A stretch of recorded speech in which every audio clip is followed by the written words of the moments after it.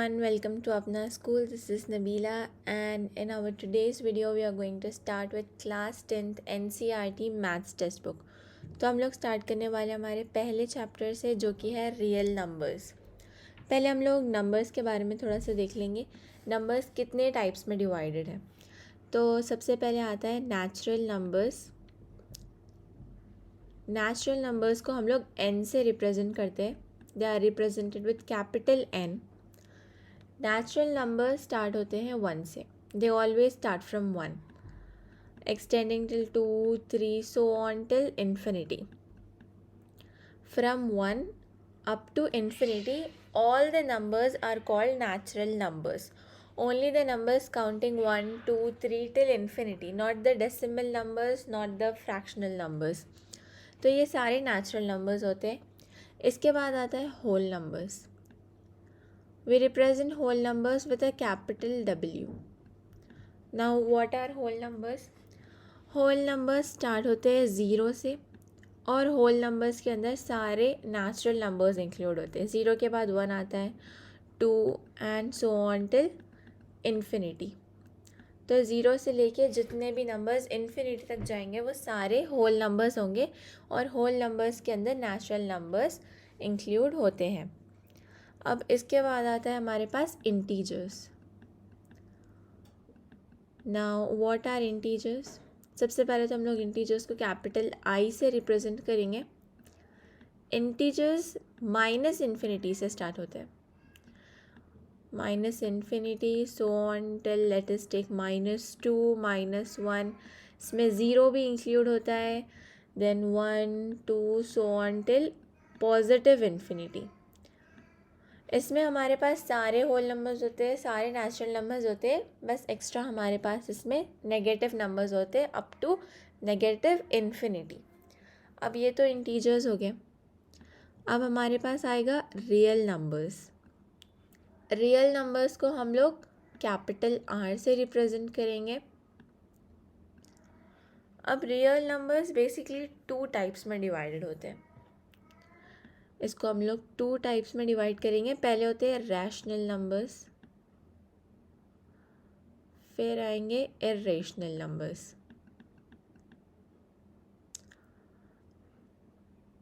अब ये क्या है, rational numbers and irrational numbers. तो बेसिक डेफिनेशन देखेंगे हम लोग पहले। Rational numbers, rational numbers are those numbers which can be represented in the form of p by q, and in this case q is not equal to 0 in any case. जब भी हम लोग rational numbers लिखेंगे p by q form में, तो जो हमारा denominator होगा q, वो कभी भी 0 के इक्वल नहीं होगा। और कोई भी नंबर हो, चाहे वो एक नेचुरल नंबर हो, होल नंबर, इंटीजर हो, हम लोग सारे नंबर्स को रेशनल फॉर्म में रिप्रेजेंट कर सकते हैं। जैसे कि एग्जांपल ले लो 4 को हम लोग 4/1 लिख सकते हैं।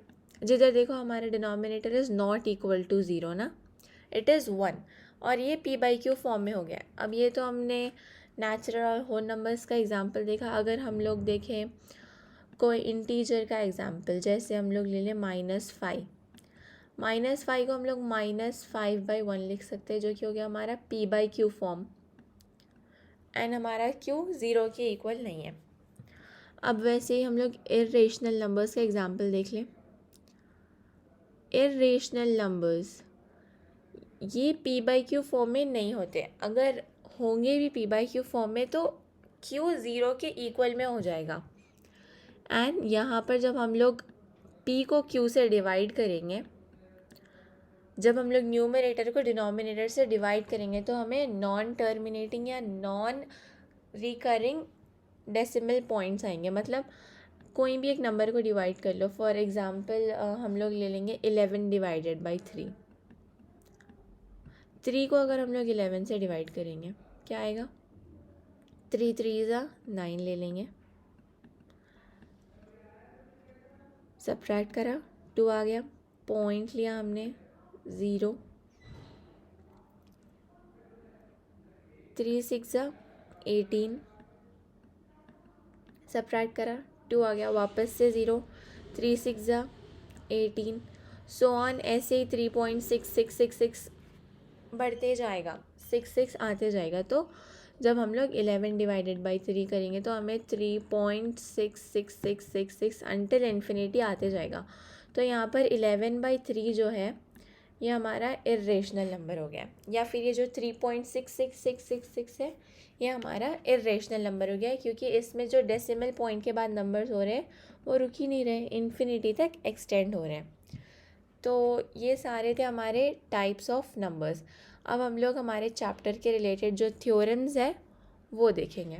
सबसे पहले आता है हमारा theorem 1.1।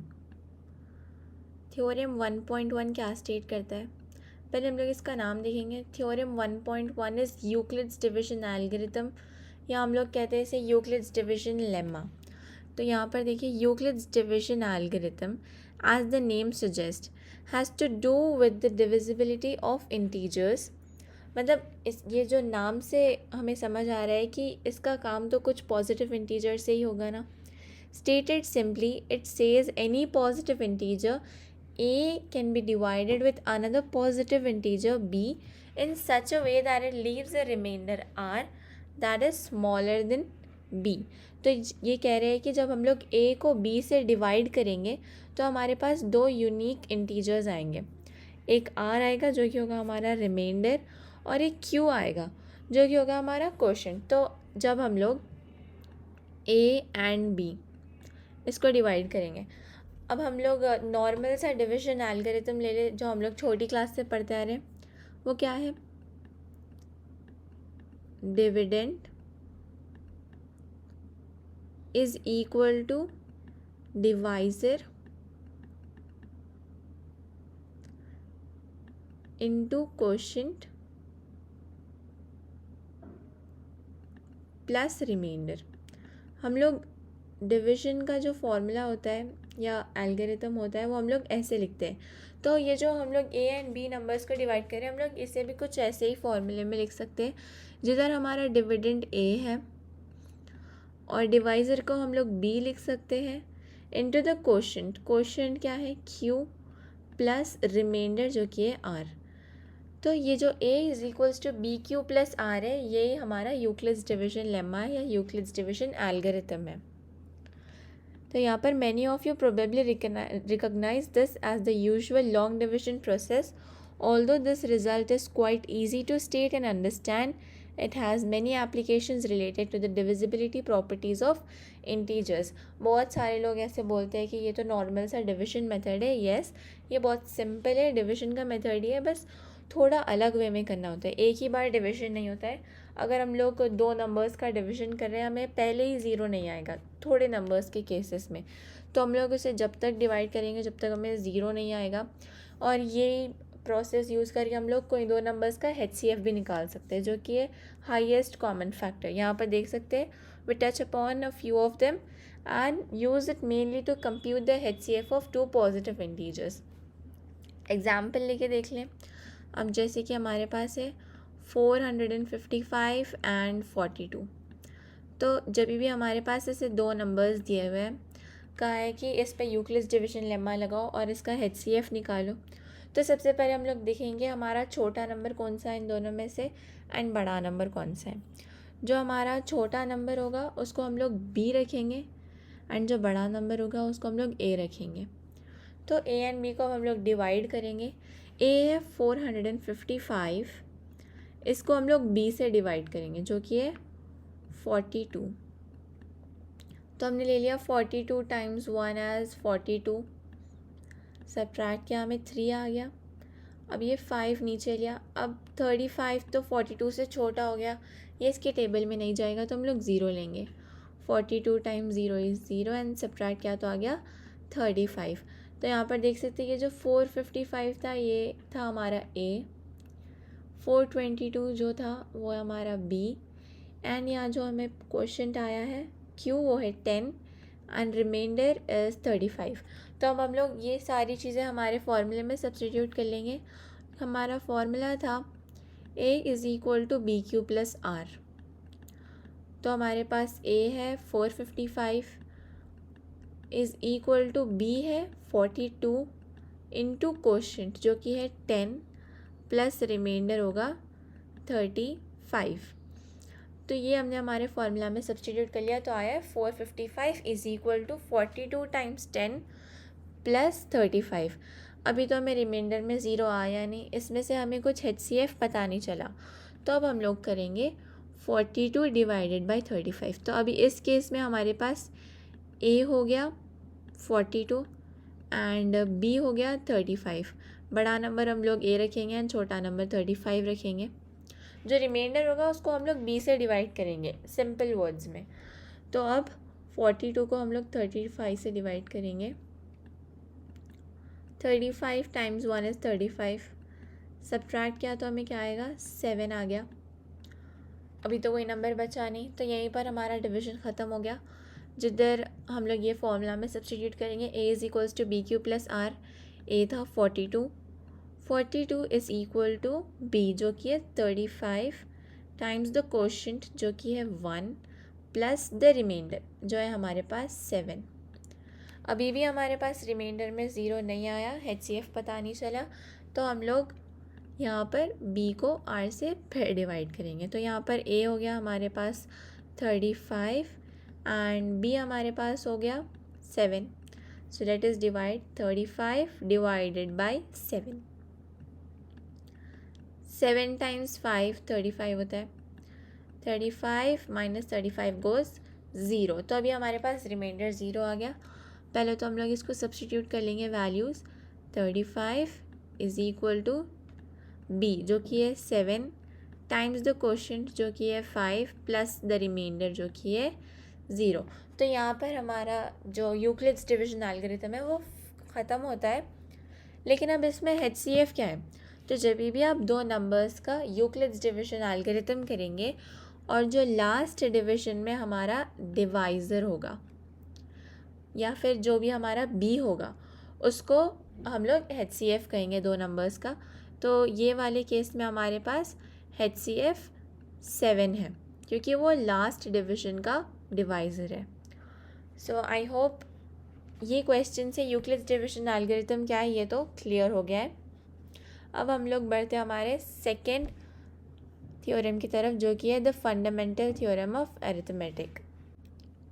So now let us start with the second theorem of this chapter which is the fundamental theorem of arithmetic। तो यहाँ पर पढ़ेंगे in your earlier classes you have seen that any natural number can be written as the product of its prime factors। So here we are talking about natural numbers। These natural numbers can be written as the product of its primes। अब natural numbers 1 से start होते हैं ये तो हमने already देख लिया, लेकिन हम लोग ये जो नेचुरल नंबर्स में से 1 को हटाएंगे एंड बाकी के नंबर्स लेंगे, उसको हम लोग प्राइम फैक्टर्स की तरह रिप्रेजेंट कर सकते हैं। तो अभी प्राइम नंबर्स क्या है एंड कॉम्पोजिट नंबर्स क्या है पहले वो देख लेते हैं हम लोग। Prime numbers are the numbers which have only 2 factors. अब वो 2 फैक्टर्स क्या होते हैं?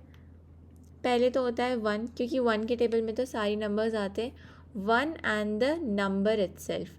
तो कोई भी नंबर जिसके फैक्टर सिर्फ 2 ही है जिसमें से एक 1 होगा एंड द नंबर इटसेल्फ, वो नंबर्स को हम लोग कहेंगे प्राइम नंबर्स।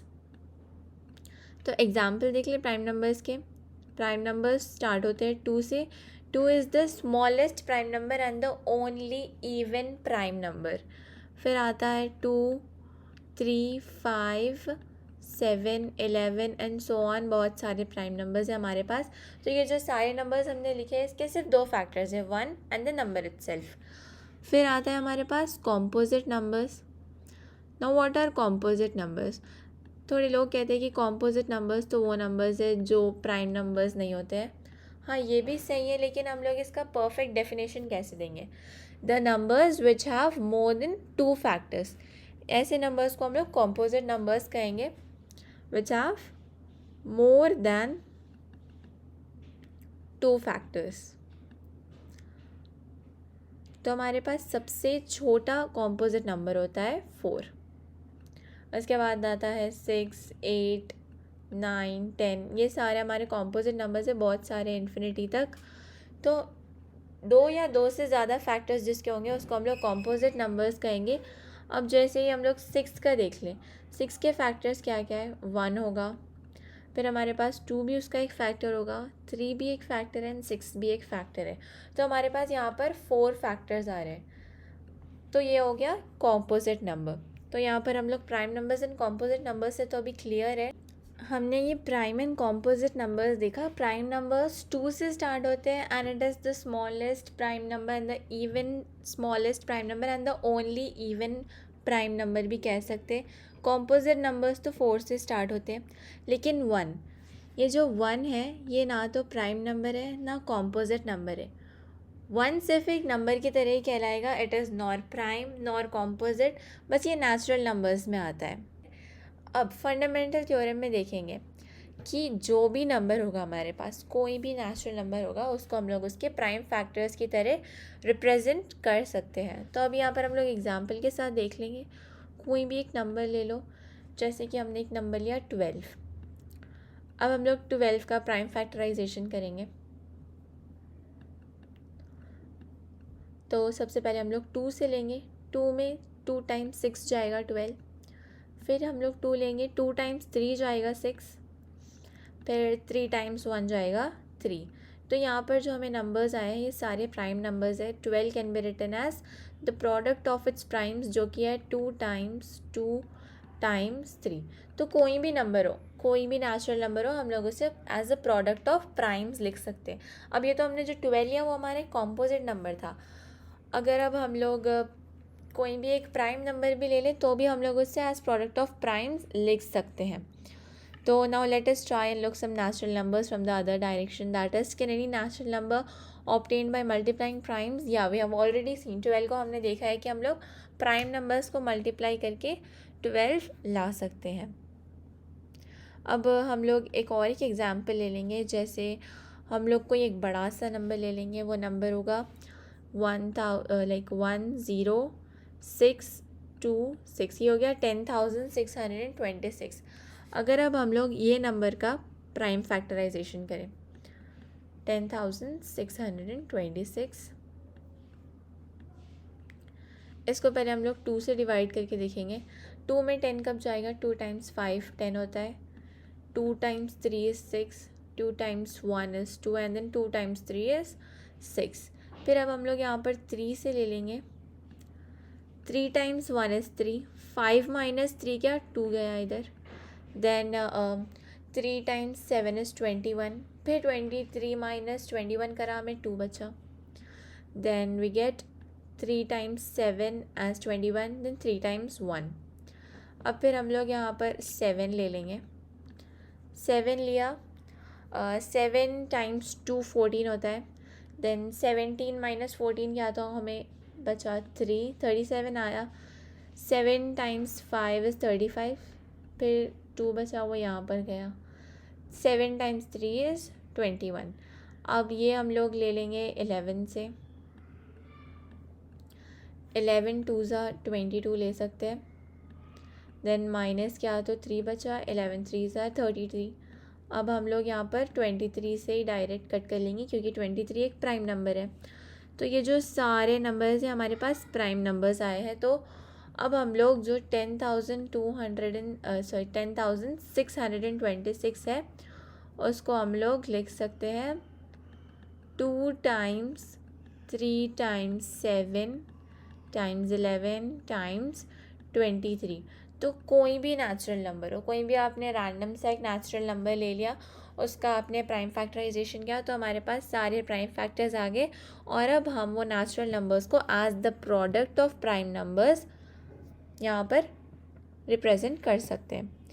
तो आई होप यहाँ पर ये एग्जांपल से the fundamental theorem of arithmetic clear हो गया है कि हम लोग कोई भी नेचुरल नंबर को प्रोडक्ट ऑफ प्राइम से रिप्रेजेंट करते हैं। एंड जो हमने यूक्लिड्स डिविजन एल्गोरिथम पढ़ा ये भी काफ़ी सिंपल था, a is equals to B Q plus R.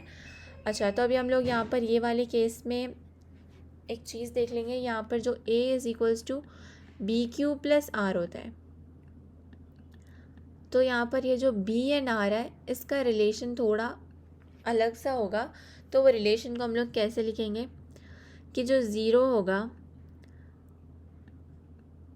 तो ये हमारे पास जो आर है, this R is always greater than और इक्वल टू ज़ीरो, मतलब जो रिमाइंडर होगा वो हमेशा ज़ीरो से बढ़कर आएगा या फिर वो ज़ीरो के इक्वल में आएगा। हमने एग्जाम्पल में भी देख लिया था कि हमें आया तो बहुत ही ज़्यादा बड़ा रिमाइंडर बच रहा था या फिर वो ज़ीरो के इक्वल में हो रहा था लास्ट स्टेप में।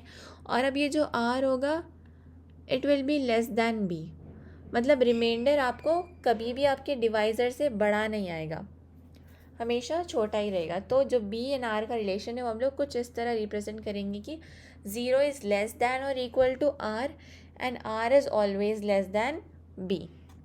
तो यहाँ पर हमारे पास दो भी थ्योरम्स जो है वो क्लियर हो चुके हैं। बाकी का इंट्रोडक्शन हम लोग हमारे सेकेंड पार्ट में देखेंगे। तो अगर आपको वीडियो अच्छी लगी तो लाइक करिए and don't forget to subscribe to my channel.